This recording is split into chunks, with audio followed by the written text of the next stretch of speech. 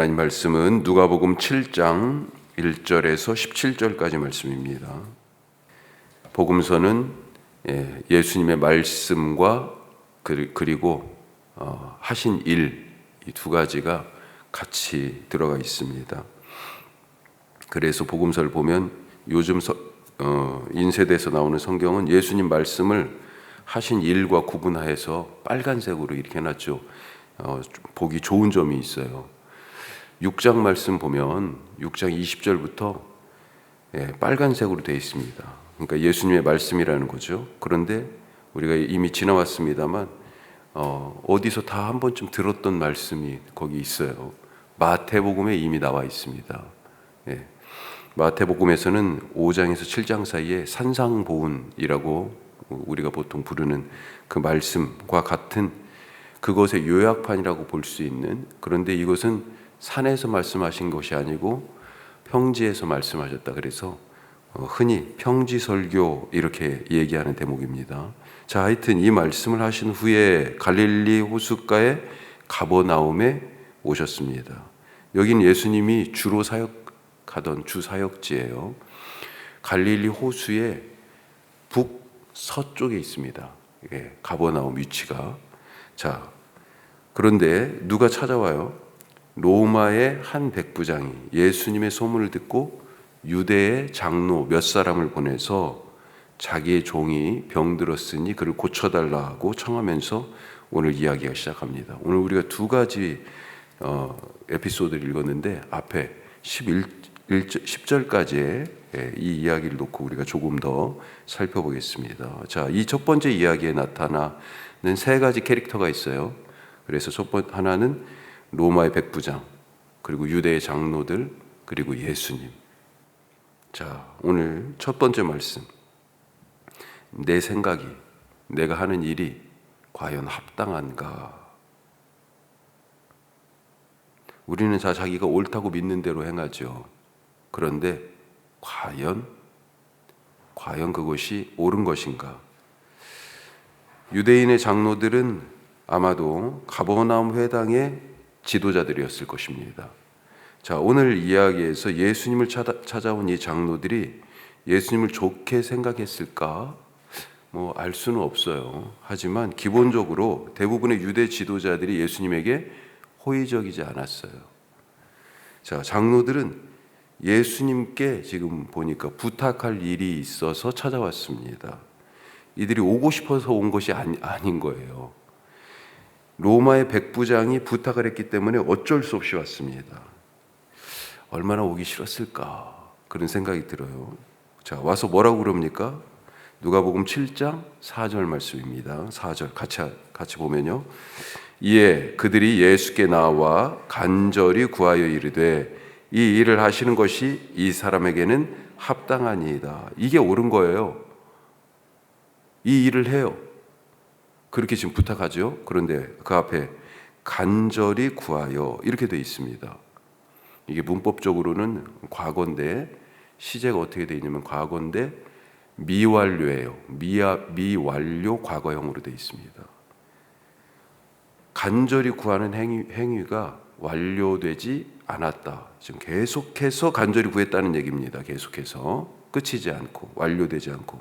왜 계속 간절히 백부장의 종을 치료해달라고 예수님께 구했을까요? 예수님이 한 번에 오케이 했으면 계속 할 일이 없죠. 아마 이 사람들은 예수님 앞에 와서 백부장의 종을 고쳐달라고 하는 자기들의 행동이 추측컨대 예수님에게 일종의 그 어떤 반감 같은 거, 그런 마음들이 있고 때로는 일정하게 예수님의 사역을 방해했는지도 모르겠어요. 화해의 제스처, 좀 친하게 더 지내보자, 이런 의미로 자기들은 생각하고 또 갔을지도 모르겠습니다. 하지만 예수님이 바로 오케이 하지 않으신 거예요. 그러자 백부장의 부탁을 왜 들어줘야 하는지 계속해서 간절히 가야 된다고 설득을 하고 그 이유를 지금 대고 있어요. 5절 보니까 뭐라고 합니까? 그가 우리 민족을 사랑하고 또한 우리를 위하여 회당을 지었나이다. 장로들이 예수님을 찾아와서 병 고침을 구하는 이유가 뭡니까 지금? 왜 계속해서 그렇게 예수님께 오케이 하지 않는 예수님께 오케이를 받아내려고 그래요? 자비의 마음으로, 불쌍히 여기는 마음으로 백부장의 종을, 그 환자를 향한 그런 마음 때문에 그런 것이 아니에요. 예수님께 어떤 신앙적인 존경이나 자기들이 갖고 있는 어떤 신앙 때문에, 예수님에 대한 믿음 때문에 그런 것도 아닙니다. 이방인인 백부장이나 종을 구원해야 되겠다, 이런 목적을 가진 것도 아니라는 거예요. 자기들이 덕을 봤으니까, 회당 지도자들 아니에요. 자기들이 덕을 봤으니까 은혜를 갚는 게 도리예요 라고 지금 말하고 있는 것입니다. 그러면서 은근슬쩍 우리 민족을 사랑하고 우리를 위하여 회당을 지었다, 우리라고 그래요. 예수님까지 딱 넣어가지고. 예수님도 당신도 유대인이잖아, 우리가 저 백부장에게 호의를 입었어, 그러니 은혜 갚는 것이 당연하지, 지금 그것을 말하고 있습니다. 이것을 당대 그리스 로마 문화에 후견인, 피후견인 문화라는 게 있어요. 후견인, 피후견인. 이게 뭐냐면 지금 그게 남아있는 게, 우리가 음식점에서 서양 사람들 팁 주는 문화가 바로 그런 겁니다. 나에게 은혜를 베풀었으니 그것에 대하여 갚는 거예요. 예전에 권력자, 가장 최고 위에 있는 후견인이 누구냐? 황제예요. 황제에게 은혜를 입었으니 피후견인인 신하들, 봉신들은 충성으로 그 은혜에 보답하는 것입니다. 주인이 은혜를 베풀었으니 종은 충성으로 그 주인의 은혜를 갚는 거고요. 지금 똑같은 개념으로 백부장에게 은혜를 입었으니 그 은혜를 갚는 그런 역할로서의 지금 요구를 예수님에게 자기들이 가지고 있다는 거고, 그것을 예수님에게도 요청하고 있어요. 자기들이 부담해야 될 의무를 예수님에게 대신 지우면서 예수님이 무엇을 해야 하는지를 정하고 그것을 지금 하라고, 이게 맞는 거야, 이게 합당한 거야 라고 요구하고 있는 것입니다. 자, 누가 예수님께 이것을 해라 저것을 해라 말할 수 있습니까? 누가 하나님에게 무엇을 요구하면서 이게 맞는 겁니다, 이게 합당해요 라고 말할 수 있습니까? 하나님은 빚쟁이가 아니시고 우리에게 그 무엇을 해야만 할 의무를 가지신 분도 아닙니다. 우리가 때때로 잘 한번 살펴보십시오, 나를. 오늘 이 장로들처럼 예수님이 나를 위해서 무엇을 하시는 것이 맞아요, 그게 합당해요, 하나님이라면 당연히 그렇게 하셔야죠 라고 그렇게 예수님을 설득하고 하나님에게 요구하고 있는 것은 아닙니까? 내 요구와 생각과 행동이 과연 주님 앞에 합당합니까? 아니, 주님 빼고요, 어떤 사람을 향해서 당신은 나한테 그렇게 하는 것이 맞아, 합당해 라고 그렇게 혹시 생각하고 요구하는 것 아니에요? 자, 두 번째로, 주님 앞에 가장 합당한 태도는 겸손이다.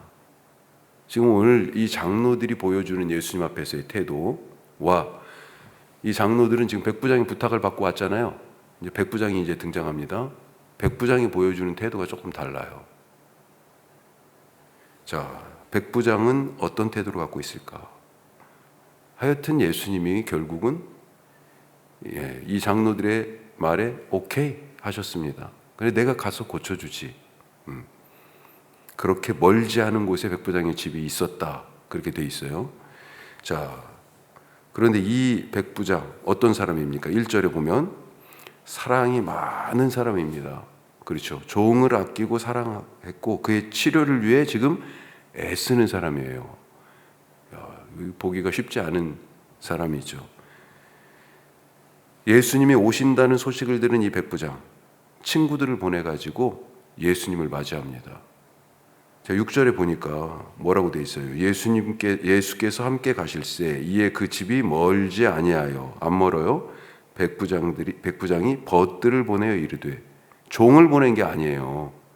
집에 종들 부리는 종들이 많이 있을 거 아니에요. 그런데 자기를 대신할 만한 벗들을 보냅니다. 친구들을 보내요. 이 벗이 이방인들이 아니라고 생각이 돼요. 왜 그러냐면 그 뒤에 있는 말씀 한번 보십시오. 6절에 벗들을 보내어 이르되 주여 수고하지 마옵소서, 내 집에 들어오심을 나는 감당하지 못하겠다. 왜 이렇게 얘기했을까? 7절 말씀에 그러므로 내가 주께 나아가기도 감당하지 못할 줄을 알았나이다. 그래서 내가 당신께 지금 못 나가는 겁니다 라고 이렇게 얘기하고 있네요. 그러면서 우리 집에도 오시는 것을 감당할 수도 없고, 자기가 예수님한테 지금 이렇게 가는 것도 감당하기 어렵고, 왜 이런 얘기를 했을까요? 유대 땅에 근무하는 로마의 백부장이잖아요. 유대인들이 로마 사람들을 어떻게 생각하는지 알고 있었습니다. 유대인들이 더 정확하게 얘기하면 이방인들과 접촉하면 부정해지는 것을 이 사람이 알고 있었다는 거예요. 그래서 우리 집에 오면 그건 유대인들에게 꺼리는 일입니다. 그래서 감당하지 못하겠다고 말하는 거고요. 내가 이방인인데 유대인인 당신 앞에 그렇게 가는 것도 당신에게 폐가 될까 봐 상대방에 대한 철저한 배려죠. 그리고 이것에 대하여서 또 뭐라고 얘기합니까? 이건 단순히 배려와 친절 거기에서만 그치는 게 아니고요. 그냥 말씀만 하셔도 내 하인이 낫겠습니다 라고 하는 예수님의 능력에 대한 철저한 믿음입니다. 알고 보니 믿음에서 이 배려와 친절이 나왔어요. 믿음에서 자기 종을 향한 그런 사랑이 나왔어요. 자, 그런데 이 믿음이 어떻게 나타납니까? 또 겸손으로 나타나요. 로마 군인이잖아요. 일반 군인도 아니고 백부장입니다.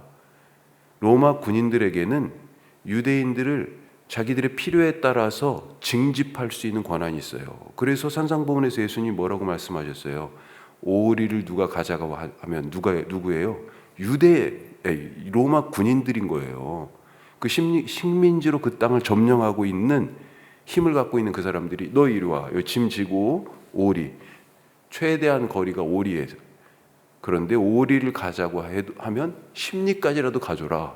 야, 이거 정말 누가 그 짐을 짓고 싶겠어요? 내가 져야 하는 짐도 아니고 억지로 지고 가야 되는 그 짐을 오리까지, 그런데 10리까지라도 가져라. 예수님은 오늘 지금 말씀이 뭐예요?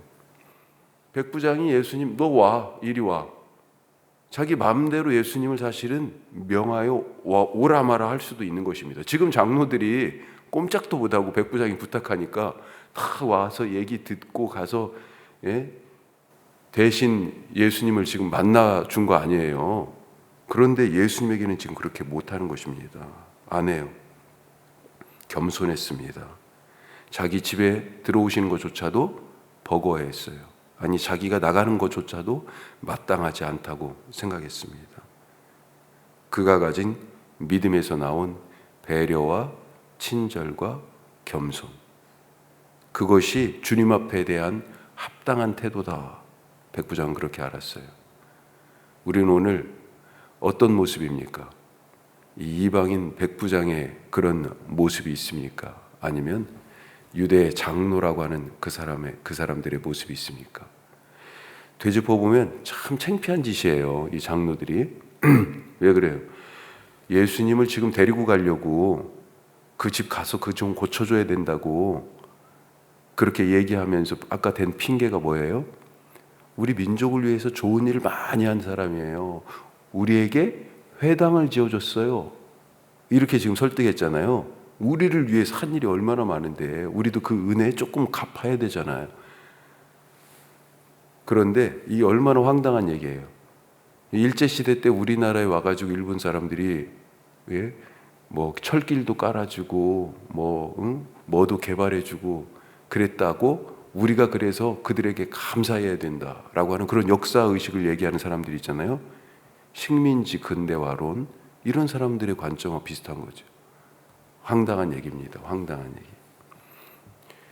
오늘 우리는 어떤 삶의 모습을 가지고 살아가야 할까? 우리의 믿음이 제대로 된 믿음이라면 내가 감당해야 될 것을 다른 사람한테 떠넘긴 그런 모습, 장로들과 같은 모습이 아니라 오늘 백부장과 같은 모습, 배려와 친절과 겸손으로 나타난다. 그런 삶을 살아가시는 믿음의 하루가 되시기를 축복합니다. 기도하겠습니다. 자, 오늘 두 가지 말씀 크게 나눴습니다. 내 생각이 과연 합당한가? 과연 나는 합당합니까? 장로들은 이렇게 하는 것이 옳다고 예수님께 자꾸 우기면서 예수님을 의무 없는 일에 몰아넣고 있어요. 우린 때때로 다른 사람을 향하여서 그런 생각을 갖고 있지는 않습니까? 백부장은 어떤 모습이었어요? 그는 믿음의 사람이었습니다. 그리고 그 믿음이 배려와 친절과 겸손으로 나타났어요. 주님, 오늘 내가 그런 믿음의 하루를 살게 하여 주옵소서. 기도하시고 내일 주일 예배를 위해서 기도하시고 교회를 찾지 못하는 자들, 주님을 알지 못하는 사람들 주 앞에 같이 함께 와서 예배하게 하시고 우리 교회의 부흥 간절히 원하죠. 하지만 더 넘어서 우리 교회뿐만 아니라 혁신도시에 있는 특별히 15개 교회들이 정말로 빈자리 없이 가득 차게 하시고 모두가 부흥하게 하시고 그것이 교회의 영광이 아니라 주님의 기쁨이 되고 주님의 영광이 되는 그런 이 시대의 복음을 감당하는 교회들 되게 하여 주옵소서. 기도하실 수 있길 바랍니다. 우리 노순자 권사님 건강 회복을 위해서 기도하시고 우리 조성희 성도님 어머니 재활병원으로 재수술을 하시고 가셨어요. 잘 회복하실 수 있도록 또 기도해 주시기 바랍니다. 기도하겠습니다.